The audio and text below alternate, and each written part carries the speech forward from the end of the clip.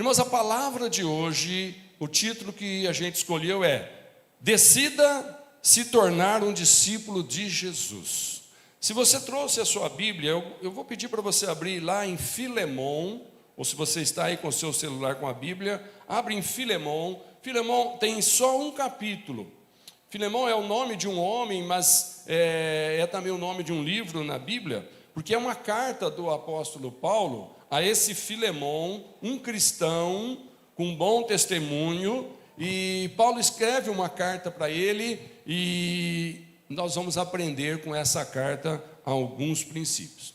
Só que o primeiro versículo que eu quero que projete para você ler comigo, está lá em Mateus capítulo 23, Mateus 23, o versículo 1, onde tem a seguinte informação: Então falou Jesus à multidão e aos seus discípulos.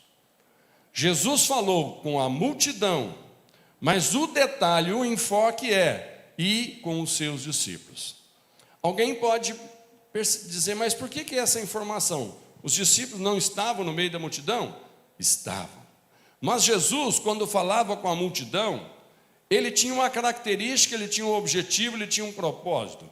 E quando ele falava com os discípulos, era outra conversa. Até hoje ainda é assim. Quando a multidão se dirige a Deus, é uma coisa. Mas quando alguém com o coração de discípulo se dirige a Deus, é outra conversa. Por quê? A multidão são aqueles que eles acreditam que Deus existe. Eles falam com Deus da sua maneira. Eles não têm dúvida que tem algumas coisas que acontecem porque tem a mão de Deus por trás. A multidão pode ler a Bíblia, irmãos. A Bíblia é um livro maravilhoso, público, recomendado por todos. Então, a multidão, irmãos, eles estão atrás de uma informação, eles estão atrás de um apacentamento de rebanho. Apacentamento de rebanho é aquilo que faz para todo mundo, mas ninguém é envolvido pessoalmente. Então, Jesus tinha uma palavra para a multidão, mas Jesus, de quando em quando, reunia os discípulos. Esses já eram poucos, já eram escolhidos. Esses eram aqueles que ficavam um pouco mais com Jesus, se importavam um pouco mais com as coisas de Deus, aqueles que tinham uma vontade de saber um pouco mais a vontade do Pai. Eles sentavam com Jesus, eles ouviam Jesus, e tudo que Jesus falava, os discípulos faziam. Então a multidão escuta, mas nem todos fazem. Mas o discípulo é aquele que ouve, coloca no coração e decide: eu vou reproduzir isso que veio de informação, porque isso agrada o coração de Deus. Então o discípulo é aquele que olha para Jesus e procura imitar Jesus. Então essa informação aqui parece tão simplória, mas aqui tem um segredo. Jesus falava com a multidão, mas também falava com os discípulos. E o que nós estamos interessados, irmãos, aqui, é ouvir a voz de Jesus como sendo o seu discípulo. Eu não sei você, mas o que eu mais anseio na minha vida é aprender com Jesus como discípulo. Porque o discípulo recebe um pouco mais, só que o discípulo também tem que fazer um pouco mais. Mas não importa o que temos que fazer, para Deus, tudo que você fizer ainda é pouco. Então, aqui, nesse livro, nessa epístola de Filemon, nós vamos encontrar um relacionamento de Paulo com esse Filemon, que ele era um discípulo. Ele era um discípulo. Irmãos, quem sabe se a partir de hoje, depois dessa mensagem, muita gente aqui vai decidir ser um discípulo. Quem sabe pessoas que vão ouvir essa mensagem pela internet, de repente, Deus vai tocar no coração delas, e elas estão no meio da multidão, mas elas vão ser tocadas a serem um discípulo de Jesus. Discípulo é aquele que anda junto e reproduz o que aprendeu, quando o mestre lhe deu toda a atenção, todo o carinho, lhe deu a essência da informação. O discípulo se sente honrado com aquilo, mas se sente também responsável por receber um pouco mais, e o discípulo quer reproduzir, porque é assim que deve ser. Jesus, ele veio na terra para ser o exemplo do que nós precisamos fazer igual a ele. Quando alguém diz, eu quero ser discípulo de Jesus, será que a pessoa sabe o que ela está dizendo? Não, quando você diz, eu quero ser discípulo de Jesus, você tem que ter em mente o seguinte: você primeiro precisa saber tudo que Jesus fez e ter a decisão de fazer o que Jesus fez. Esse é o discípulo. Do outro jeito, você é só alguém que está na multidão, sendo abençoado pela palavra de Deus, porque Deus, irmão, só tem bênção para nós. Às vezes as pessoas falam, aqueles que não se envolvem muito com Deus não recebem de Deus. Recebe, só que recebe a bênção da multidão. Eu não sei você, mas a bênção de uma multidão, para mim é pouco. Eu quero a bênção do discípulo. Tem alguém comigo assim? A bênção da multidão é boa, mas existe uma bênção do discípulo. E Paulo, ele vai se direcionar aqui a Filemão. Nos primeiros versículos é uma saudação. Paulo está dizendo ali, né? Que bênção eu estou podendo escrever para a igreja, e nessa igreja tem um cara chamado Filemão. Esse Filemão é uma pessoa muito especial. Eu oro por esse Filemão. No versículo 4, a gente vê assim: meu caro Filemão, diz Paulo, sempre que eu oro, eu lembro de você e agradeço ao meu Deus por você. Irmãos, sempre que a gente ora por alguém, irmãos, a gente deve agradecer a Deus pela vida de alguém. Eu sempre mando às vezes um recadinho para os irmãos, orei por você. Alguém pode achar, isso aqui é um jargão do pastor, isso aqui é só mais uma palavra. Não, irmão, quando eu coloco lá, orei por você, pode ter certeza, naquele momento me veio o seu nome, a sua figura na mente. Deus me pôs a lembrar de você, Deus me pôs a orar por você. A Bíblia nos ensina que sempre que você se lembrar de um irmão, ore por ele, porque a nossa missão é abençoar uns aos outros, e a gente nunca sabe que muitas vezes Deus nos põe a sonhar com alguém, nos põe a lembrar de alguém, ou nos põe a encontrar com alguém. Às vezes você não sabe por que você encontrou com aquela pessoa, ocasionalmente, porque não estava na sua agenda, nem no seu roteiro, mas você encontrou. De repente alguém liga para você por engano. Não foi engano, irmão. Aproveita aquele momento e fala, olha, eu vou orar por você.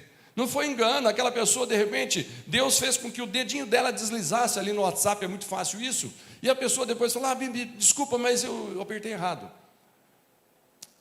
Que bom, agora você me deu a oportunidade de orar por você. Irmão, quando acontecer alguma coisa desse tipo, lembra, Deus falando para você, interceda. Eu não sei se você acredita no poder da intercessão. Quantos aqui acreditam?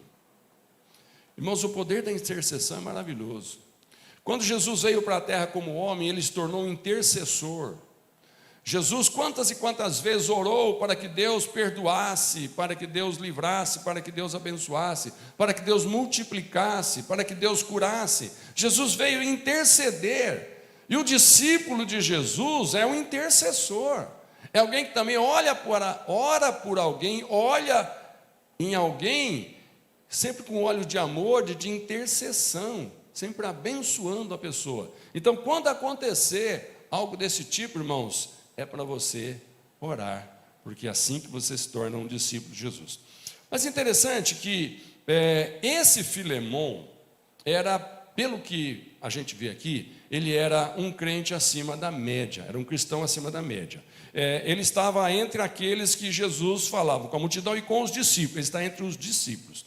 E por causa disso, Paulo vai escrever para ele com uma certa liberdade de pedir para ele duas coisas. Uma das coisas, Paulo vai pedir para ele que perdoasse um sujeito chamado Onésimo, que Paulo ficou conhecendo, porque esse Onésimo era escravo de Filemão e fugiu da casa dele. A gente não sabe o que aconteceu, que fez com que Onésimo fugisse do seu senhor Filemão, que era um cristão. A gente não sabe por que ele fez, provavelmente deve ter feito algum deslize. Eu sei que ele vai conhecer o apóstolo Paulo, que está na cadeia. A Bíblia não fala, mas eu deduzo. Filemão deve ter ido para a cadeia. E ele nunca imaginou que indo para a cadeia, ali estaria uma grande oportunidade da sua vida. Porque ali tinha Paulo, o prisioneiro por causa de Cristo, que estava falando do Jesus para todos os seus colegas na cadeia. E o que eu acho lindo é que Onésimo, quando viu aquele homem preso, mas diferente, aquele homem que não blasfemava, não xingava, não fazia revolução dentro da cadeia, pelo contrário, ele orava pelos outros. E Paulo chega em Onésimo, quem sabe diz: seu filho, o que aconteceu que você veio parar aqui? E aí ele contou a história, e aí Paulo falou de Jesus, e Onésimo se converteu a Jesus. Onésimo se torna um cristão. E agora Onésimo, irmãos, de repente é posto em liberdade, está para sair. Paulo escreve uma cartinha e fala assim: Filemon, eu fiquei conhecendo o teu escravo fujão, Onésimo. Mas sabe o que aconteceu? Ele aceitou a Jesus. Ele agora é nosso irmão em Cristo. E eu estou mandando ele voltar na sua casa. Ele vai voltar a te servir como escravo. E só que agora, Filemon, ele é um irmão de fé. Ele não é mais aquele cara que você conhecia, que fugiu da tua casa e deve ter te dado até um prejuízo. Mas no final ele fala: mas eu te pago depois, tá? Mas recebe ele, Filemon, recebe Onésimo, lembrando que agora ele é um cristão, ele é um irmão de fé. Amém? Então nós vamos aprender algumas coisas. No verso 11, na carta que Paulo está dizendo, ele fala assim: antes, Onésimo, ele era inútil para você, mas agora é útil para você e para mim. Só uma curiosidade: o nome Onésimo significa útil. Naqueles dias os nomes tinham significado. Onésimo significa uma pessoa útil. Aí Paulo faz um trocadilho, fala assim: Filemão, antes Onésimo, útil, para você era inútil, tanto é que fez o que fez e fugiu. Mas agora ele vai fazer jus ao nome. Porque além de se chamar Onésimo, útil, agora ele se chama também cristão, discípulo de Jesus. Então, recebe ele, porque agora ele vai ser útil. Mas, Filemão, ele vai ser útil para você, mas ele vai ser mais útil ainda para a igreja, que se reúne na sua casa, Filemão. Recebe ele aí, porque esse cara, quando os irmãos chegarem para orar com você, ele é mais um irmão em Cristo Jesus. Agora, sobre Onésimo também existe uma autoridade espiritual, uma bênção espiritual, um entendimento espiritual, um amor de Deus falando no coração dele. Agora, Filemão, Onésimo não é mais aquele que você conhecia. Recebe ele, perdoa ele, integra ele e abençoa ele. Amém, queridos? Eu quero ler uma frase que vai projetar para você, que fala sobre uma lição que nós aprendemos com essa história. Algumas de nossas atitudes não podem servir apenas aos nossos interesses. Nós devemos considerar também as suas consequências na vida da igreja de Jesus. Traduzindo, irmãos, quando você se torna um discípulo de Jesus, presta atenção, você não pode mais pensar só em você estar bem. Você não pode pensar mais só em você fazer aquilo que te dá prazer. Você tem que pensar agora que você é um discípulo de Jesus e que algumas coisas que você podia fazer antes, de repente você vai dizer o seguinte: não convém mais fazer. Por quê? Porque, irmão, discípulo de Jesus é alguém diferente do mundo. Discípulo de Jesus é alguém que saiu da multidão. Estava lá na multidão onde Deus falava com as pessoas de uma certa maneira. Mas o discípulo agora é alguém que ele não está mais lá ouvindo a voz no meio da multidão. Ele está ouvindo a voz no coração dele. Ele está ouvindo a voz às vezes no meio da igreja. Ele está ouvindo às vezes num pequeno grupo. Ele está ouvindo às vezes lá no seu quarto, lá no seu banheiro. Ele está ouvindo às vezes lá no monte quando ele sobe para orar. Cada um tem um lugar. Então, irmãos, de repente você tem que entender que você como cristão, você não carrega apenas um título, você não tem agora só um rótulo. De que igreja você é? Não importa. Você é de Jesus. Você agora quando faz algo representando Jesus. Você agora tem um olhar especial sobre a sua vida? De Jesus. Então, algumas das nossas atitudes, irmãos, elas não podem mais ser pensadas em dar prazer e satisfação apenas a nós. Nós temos que olhar se aquilo que nós vamos fazer não vai dar um antitestemunho. Não vai ser uma coisa que, mas você não é crente? Mas você não é cristão? Sabe, irmãos, os primeiros que nos cobram é a multidão. Incrível. Incrível que de repente você pode fazer qualquer coisa. Eu olho para você com amor e digo, olha, ele fez, mas ele ainda um dia vai entender e tudo bem. Mas o mundo, irmãos, olha para você e joga na tua cara. Você é crente, coisa nenhuma. Você é um cristão, coisa nenhuma. Você é discípulo, coisa nenhuma. Senão você não fazia isso. E vai jogando na cara. E tem coisas, irmãos, que a Bíblia nem diz que é pecado. Isso que é o triste. A Bíblia não fala que é pecado. Mas o mundo colocou um paradigma, um estigma, que se você fizer, eles podem fazer, não tem problema. Mas se você fizer, você não é um cristão? Você não diz que é um discípulo? E irmãos, e tem aqueles que zombam. Você não vai bater no peito lá na igreja? Já aconteceu com você ou não? Devia estar acontecendo. Porque a gente às vezes dá mancada, irmão. Às vezes a gente faz coisas que não devia. E o Senhor nos perdoa, e perdoa mesmo. Mas quando alguém falar com você, escuta, mas é que você escorregou. E o que você faz quando você escorrega e cai? Levanta, sacode a poeira, dá a volta por cima e começa de novo. Amém? Os irmãos estão entendendo? Discípulo é aquele que quando o mestre ensina, chama atenção, mesmo que Deus usou com Jesus o método sofrimento, discípulo aprende, pode até berrar um pouquinho, mas ele é o bom cabrito, a boa ovelha. Ele continua no rebanho, ele continua ouvindo a voz do Senhor, só que agora ele se corrige, vai e não peques mais. Glória a Deus. Mas o apóstolo Paulo, dentro desse princípio de que o cristão é alguém diferente, ele escreve lá em 1 Coríntios capítulo 6, no versículo 12. Olha que coisa linda, vai projetar para você acompanhar. Todas as coisas me são lícitas, mas nem todas convêm. Todas as coisas me são lícitas, mas eu não me deixarei dominar por nenhuma delas. Aleluia. Sabe aquele negócio que alguém fala assim, escuta, lá na tua igreja pode isso, pode aquilo? Não interessa se na igreja pode ou não pode. As pessoas às vezes falam isso para nos humilhar. Não liga não. Você vai responder o seguinte, não é uma questão que na minha igreja pode ou não pode. O meu Deus diz que eu posso fazer todas as coisas, está aqui na palavra. Mas eu aprendi com o apóstolo Paulo, discípulo de Jesus, diz que algumas coisas eu não vou fazer, não é porque não pode, é porque eu não quero. Porque se eu fizer, a consequência no reino de Deus, aquele que eu represento, não vai ser boa. E o discípulo é aquele que quer representar bem o seu Senhor. Quantos dizem amém?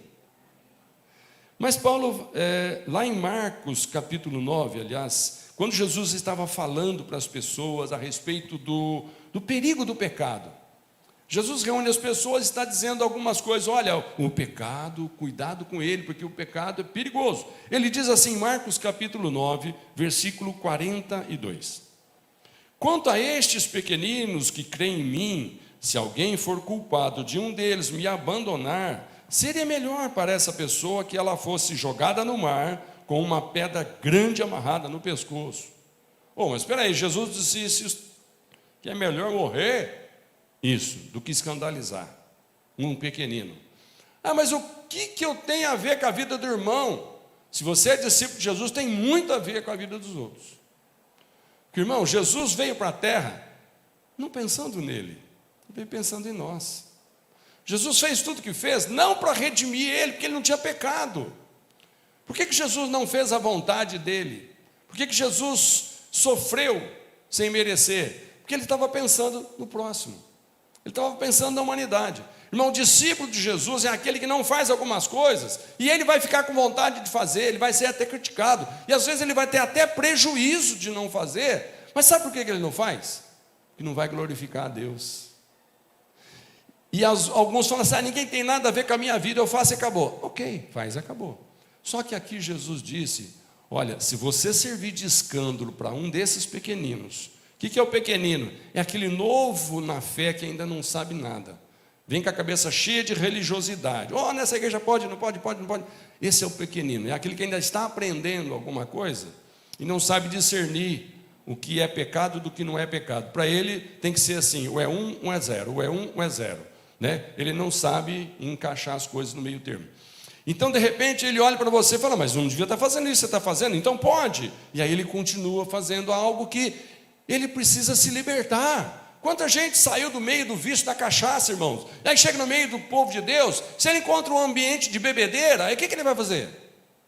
Então não tem problema, então ele continua na manguaça. Mas ele está lutando para sair disso. Ele esperava encontrar um grupo de pessoas que o ajudasse com a abstenção disso, mas daí, de repente, ele fala, eu estou no meu direito, eu vou... Não, lá na sua casa você faz o que você quiser. Mas perto do público, perto da multidão, perto de outras pessoas, lembra que Jesus falou, não sirva de escândalo, vai haver uma prestação de contas, você não vai gostar do que eu vou precisar fazer, porque você serviu de escândalo. O sangue dessa pessoa vai requerer alguma coisa aqui de mim um dia, porque você foi usar a tua liberdade, o teu direito, sem pensar que você era um discípulo. Não sei se os irmãos estão me entendendo. Mas esse era o cuidado de Paulo. Paulo está falando, Filemon, Onésimo, saiu da sua casa como alguém da multidão. Onésimo está voltando para sua casa como um discípulo de Jesus. Olha, Onésimo é útil para a igreja. Perdoa ele, dá uma nova oportunidade para ele. Se você achar que ele te deu prejuízo, quando eu chegar eu vou pagar a conta dele. Mas olha, dá uma nova chance, porque agora nós temos um discípulo para ajudar a igreja a crescer.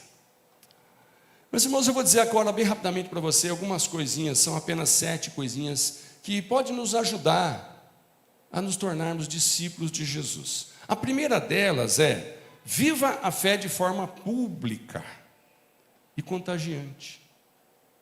Viva a sua fé de um modo que todo mundo sabe que você é um cristão. Todo mundo sabe que você agora é um discípulo de Jesus.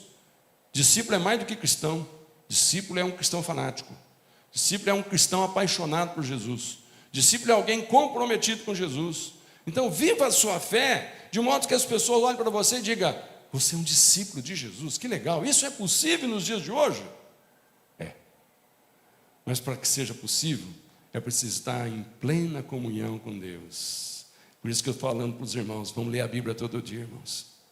Todo dia Deus tem uma palavra para você. Eu fico preocupado que daqui uns dias vai começar a vir com genealogia. Fulano gerou cicrano, gerou cicrano, gerou cicrano. Eu falei, o que eu tenho a ver com isso? Calma. Cumpre o roteiro, vai passar, vai chegar um momento que você vai ver que palavra maravilhosa que Deus vai trazer no seu coração. Então, o primeiro ponto é esse, viva a fé de forma pública e contagiante. Lá no verso 5, a parte A, Paulo declarou assim para Filemão, porque eu ouço falar da sua fé no Senhor Jesus.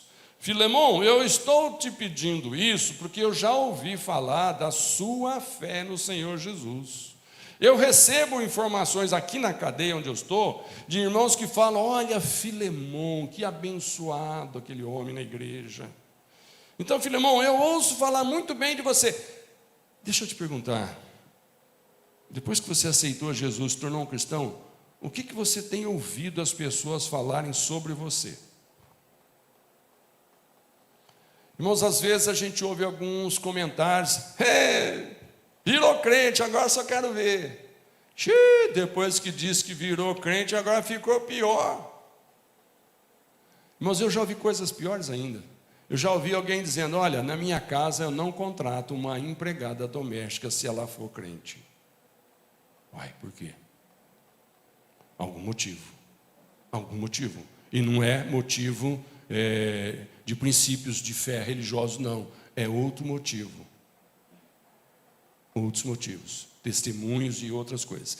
Enfim, pessoas e pessoas. Mas, irmãos, o testemunho que se ouvia falar de Filemão, Paulo está dizendo, eu ouço falar da sua fé no Senhor Jesus. Então, lá em 2 Coríntios, Paulo fala lá no capítulo 5, verso 17, Quem está unido com Cristo é uma nova pessoa. Acabou-se o que era velho e já chegou o que é novo. Olha para o irmão do lado e fala: você está unido com Cristo. Eu vejo em você uma nova pessoa. Você pode pensar que é o mesmo, mas não é. Você pode se sentir ainda o mesmo, com os mesmos desejos, o mesmo medo, os mesmos planos, projetos, mas aí no seu interior, você nasceu de novo. Deus tem um propósito agora na sua vida, e agora você vai ter que lutar, porque o inimigo também tem um outro propósito: anular o seu testemunho. Então, muitas vezes, irmãos, tem pessoas que acham mais conveniente e prático ser agente secreto do reino. Você conhece algum agente secreto do reino? Cristão, agente secreto do reino. Ele é crente, mas ninguém sabe na empresa. Ninguém sabe na vizinhança. Por quê? Porque se as pessoas souberem, eles vão me cobrar uma atitude que eu não estou disposto a fazer. Que atitude? De um cristão. Então, irmãos, Onésimo tinha uma fé pública. Então, o primeiro conselho aqui, se você quer realmente ser um discípulo de Jesus, evidencie, torne pública a sua fé e faça com que ela contagie outras pessoas. O segundo conselho: evidencie o amor pelos irmãos de fé. A parte 5b do versículo diz assim, Paulo está dizendo, verso 5b: mas eu também ouço falar do seu amor por todos os santos. Eu ouço falar do seu bom testemunho como pessoa, mas eu ouço falar também que lá no meio da igreja você é uma bênção. Do seu amor por todos os santos.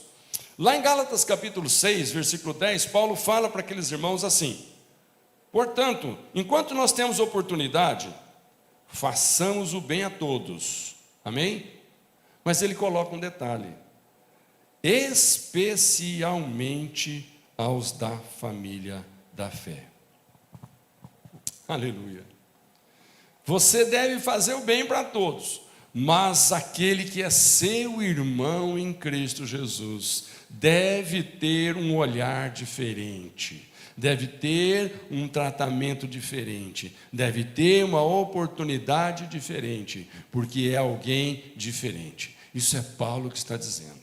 Isso é um discípulo apaixonado por Jesus que escreveu, e nós estamos apenas aprendendo, querendo praticar. Então, não adianta a pessoa, às vezes, ele é muito simpático com as causas sociais. Mas aí, os irmãos da igreja vão fazer alguma coisa, não, eu não posso, eu não tenho dinheiro, não tenho tempo, eu não quero me envolver. Ok, mas está lá, cuidando das baleias, está lá cuidando da natureza, está lá fazendo isso, aquilo, aquilo outro. Muito lindo, abençoa mesmo. Mas, irmãos, e a obra do Senhor, que nós temos o encargo de, como igreja, fazer junto? Investe em tudo, menos na obra de Deus. Então, não é isso a característica de um discípulo, tá? Terceiro ponto: seja um encorajador das pessoas. Versículo 7 diz assim: o seu amor me tem dado grande alegria e consolação, porque você, irmão, tem reanimado o coração dos santos. Irmãos, seja alguém que, quando sabe de um problema, de uma dificuldade, você é aquele que ora pela situação, pelas pessoas, pelo problema, ajuda a resolver e não faz fofoca. E não amplia o problema. E não leva aqui, você viu? O que está acontecendo? O que, irmão? Que todo mundo gosta, né, irmão? Quando você põe, assim, alguma notícia naquela entre aspas, né? Pô, você ficou sabendo? Sabendo do quê? Você já experimentou, né? Dar uma notícia assim? Quando você está sabendo? Você consegue na hora a atenção da pessoa. Está sabendo do quê? Que Jesus Cristo te ama e tem um projeto maravilhoso na sua vida. Pensei que era... Tem gente que você vai surpreender assim. Você vai chamar a atenção dele como se você fosse contar uma grande fofoca. E aí você fala uma grande verdade que você sente no seu coração. Quantos dão glória a Deus? Quarto ponto, para ser discípulo, sirva com base no amor. O versículo 8 diz assim: por isso mesmo, tendo em Cristo plena liberdade mesmo tendo em Cristo plena liberdade para mandar que você cumpra o seu dever. Paulo está dizendo: olha, eu sou um apóstolo, você sabe disso, eu tenho autoridade porque eu recebi de Jesus, eu estou sofrendo injustamente por amor a Jesus, então eu tenho autoridade. Ele fala: mas eu não estou usando a minha autoridade, eu estou usando o amor. No verso 9 ele diz: eu prefiro fazer um apelo com base no amor. Irmãos, Paulo é bem diferente de algumas pessoas cristãos dos nossos dias que gostam de dar carteirada. Você sabe com quem você está falando? Não, então eu vou embora, você não vai ficar sabendo. Irmãos, por que alguns títulos? Porque algumas pessoas fazem questão de quando você chama ele só pelo nome, ele fala: se você esqueceu do doutor, você esqueceu do pastor, você esqueceu do apóstolo, você esqueceu do bispo. Por quê? Carteirada. Ele não tem argumento de testemunho de Jesus, ele apela por uma posição que ele acha que se ele falar: eu sou isso, sou aquilo, as pessoas vão dizer: foi o apóstolo que falou, segundo disse o apóstolo. Irmão, no meio de Jesus, cristão, discípulo, não pode ter essas coisas. Você não vai fazer porque o fulano, cicrano, que tem um rótulo, tem uma patente, tem uma divisa, falou. Você vai fazer porque a palavra de Deus falou, e aquele irmão que Deus usou para te falar, está falando de algo que ele faz. Está falando de algo que, se você fizer, é bom para você. Amém? Então Paulo não fala assim: olha, eu tenho autoridade, eu vou apelar para a autoridade, eu sou apóstolo, eu vou mandar, quando chegar aí, esse Onésimo tem que estar integrado na igreja, tá bom? E dá até uma posição para ele. Não. Falou: meu querido, eu não estou apelando para nada disso, eu estou só pedindo, por amor, a obra de Deus, por amor ao Senhor Jesus, dá uma oportunidade para Onésimo. Perdoa ele, integra ele na igreja. Quinto ponto: obedeça sempre com espontaneidade. O que é espontâneo? Faz sem ser pressionado. O versículo 14 diz assim: mas não quis fazer nada sem a sua permissão, para que qualquer favor que você fizer seja espontâneo e não forçado. Então nós devemos, irmãos, atender algumas coisas que a Bíblia diz, não porque existe uma pressão de Deus. Olha, faz porque senão vem castigo. Faz porque senão vai sofrer consequência. Quando a gente faz com medo de uma consequência, é espontâneo. Quando alguém te manda fazer uma coisa, você faz porque se não fizer, olha, a coisa vai pegar, vai arder. Você foi espontâneo? Não, está fazendo porque tem uma pressão, tem uma ameaça. Paulo está dizendo: não é assim no meio do povo de Deus. Eu não estou agindo com você assim, Filemão. Não estou te fazendo pressão, não. Eu estou só dizendo para você no amor. E se você quiser, faça. Mas se fizer, que seja espontâneo, porque saiu do seu coração. Sexto ponto: viva sobre a perspectiva da soberania divina. Soberania divina. Lá no verso 15 e 16 nós lemos: talvez ele, Onésimo, tenha sido separado de você por algum tempo, para que você o tivesse de volta para sempre, não mais como escravo, mas acima de escravo, como irmão amado. Para mim, ele é um irmão muito amado, e ainda mais para você, tanto como pessoa, quanto como cristão. Irmãos, que afirmação fantástica aqui do apóstolo Paulo. Ele agora é nosso irmão, ele agora é alguém importante aos olhos de Deus. Paulo está dizendo: Filemão, olha só a soberania divina. Deus permitiu alguma coisa acontecer na vida de Onésimo, ele fugiu da sua casa, mas Deus tinha um projeto, eu o encontrei, a palavra de Deus tocou no coração dele, ele recebeu, ele se tornou um discípulo de Jesus, ele está voltando para você agora. Onésimo, você percebeu a soberania divina na sua vida? Irmão, deixa eu te falar uma coisa, não fica triste porque algumas coisas desagradáveis já aconteceram com você, não. Deus é soberano. Deus permitiu. Deus estava por trás de tudo isso, quando você estava sofrendo uma perda, sofrendo uma tristeza, sofrendo injustamente. Quando Jesus estava na cruz, Deus estava por trás de tudo aquilo. Quando Jesus deu um brado: Pai, por que me abandonaste? Foi só um sentimento que passa no coração de todo mundo na hora do sofrimento. Mas Deus não tinha abandonado Jesus, não. Tanto é que Jesus diz: Pai, então, nas tuas mãos eu entrego o meu espírito.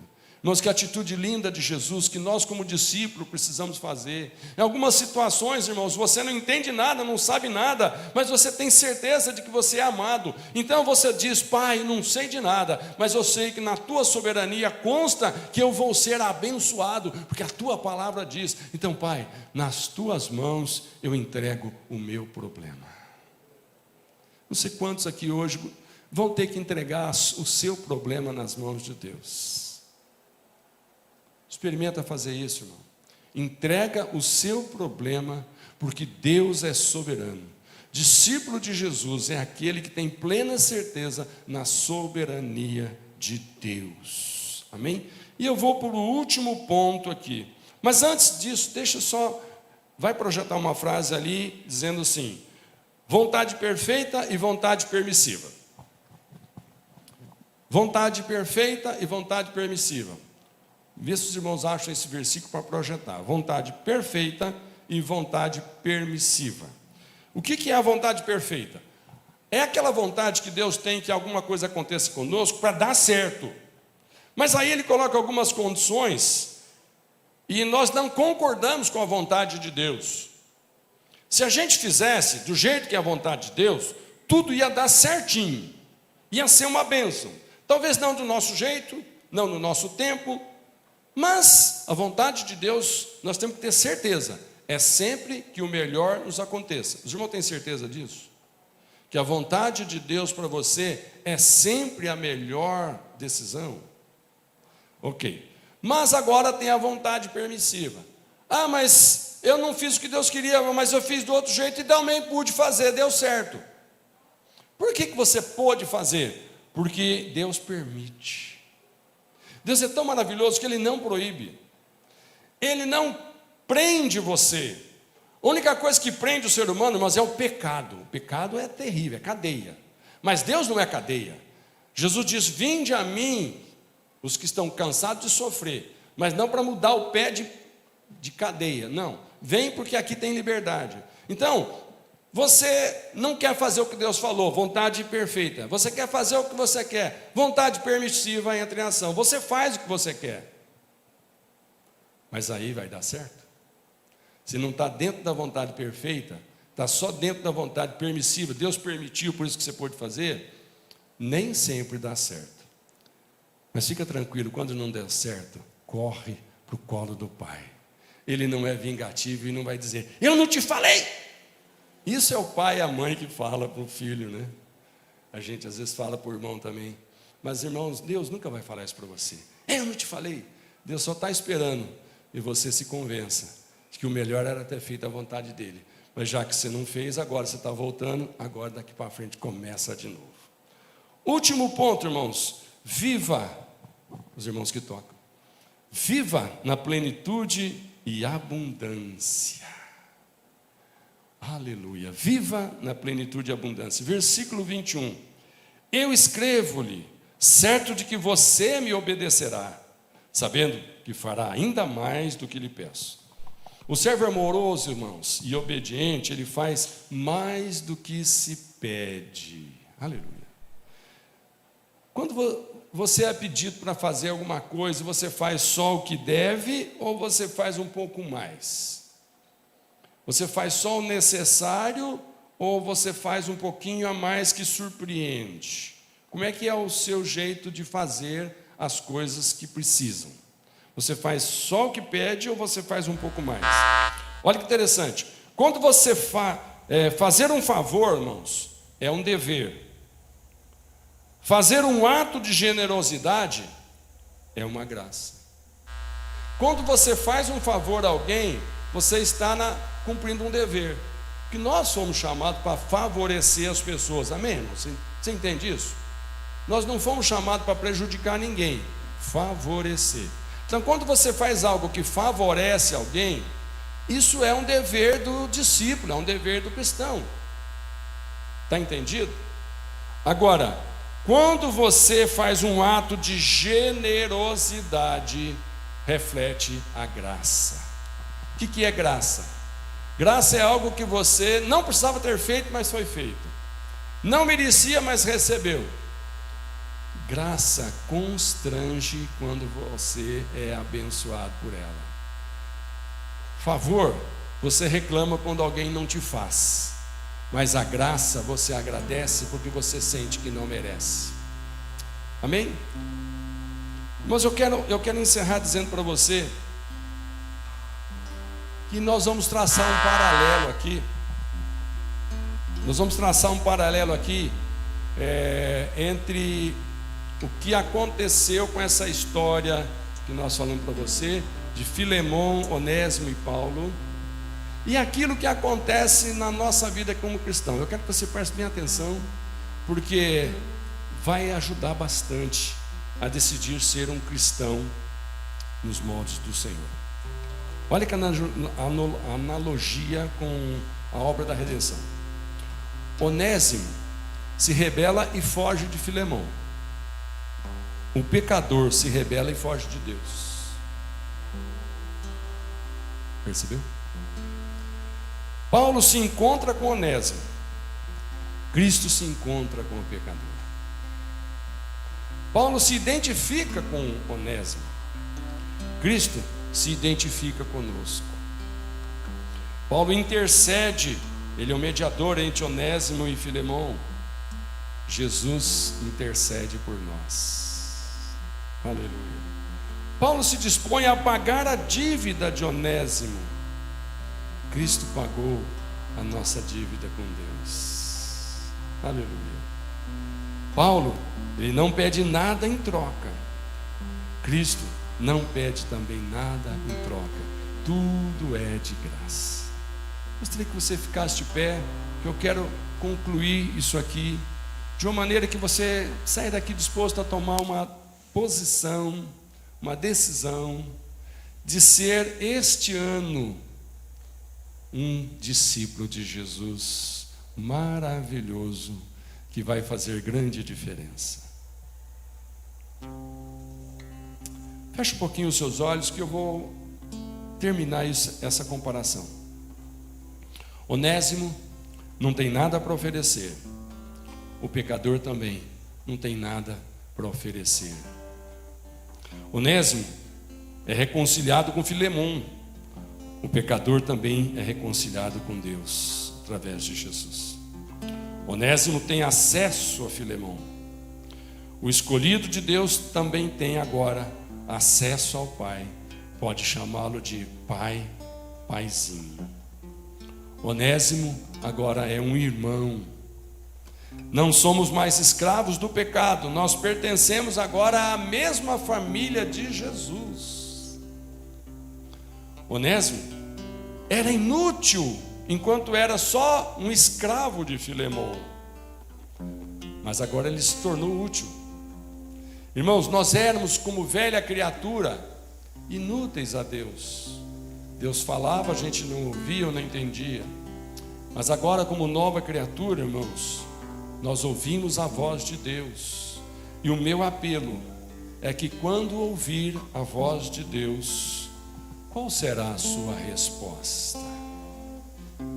Deus pode estar falando hoje ao seu coração aqui algumas coisas a respeito de se tornar um discípulo apaixonado por Jesus, um discípulo que decide fazer realmente, antes de qualquer decisão, vai buscar saber se Jesus faria, Você não tem que impressionar pessoas, nós temos que agradar a Deus. O discípulo é aquele que não tem compromisso de ser alguém notado na sociedade, mas precisa ser notado no céu. Quando nós somos chamados a dar uma resposta, e aí o que você faz? E aí o que você decide? Jesus está ali falando com os seus discípulos: olha, para você me seguir, você muitas vezes vai pagar caro. Aqueles que me seguem muitas vezes vão deixar de fazer a sua própria vontade, porque a minha não coincide. Então você abandona a sua e segue a de Deus. Irmãos, a vida ainda é assim. Tem muitas coisas que quando você decide ser um cristão, não apenas alguém da multidão que dá glória a Deus, mas alguém que quando Deus fala com você, sim Senhor, meu Pai, será feito espontaneamente. Precisa de uma resposta hoje. Eu vou dizer uma coisa para você. Pedro deu uma resposta maravilhosa, que pode ser a nossa resposta hoje. Lá em Lucas 18, 28, disse Pedro para Jesus: eis que nós deixamos tudo e te seguimos. Aleluia. Eis que nós deixamos tudo e te seguimos. Sabe, irmãos, a satisfação em Deus nos dá poder para amar as pessoas, independente do seu custo. Amém? Glória a Deus. Leia essa frase que deve estar projetando aí junto comigo. A satisfação em Deus nos dá poder para amar as pessoas, independente do custo. Amém? Sentir satisfação de estar dentro do projeto de Deus nos dá alegria, não importa qual é o seu custo. Quero orar para que todo mundo que está aqui comigo, de pé, todo mundo que vai ouvir essa mensagem, possa tomar essa decisão. É bom estar entre a multidão que Deus olha e abençoa, mas é muito melhor estar entre os discípulos que Jesus chama de um lado e fala algo mais e abençoa com algo mais. Pai, em nome de Jesus, eu declaro agora sobre esses meus irmãos preciosos, que a bênção do Senhor, do discipulado de Jesus, possa estar entrando agora no coração de cada um.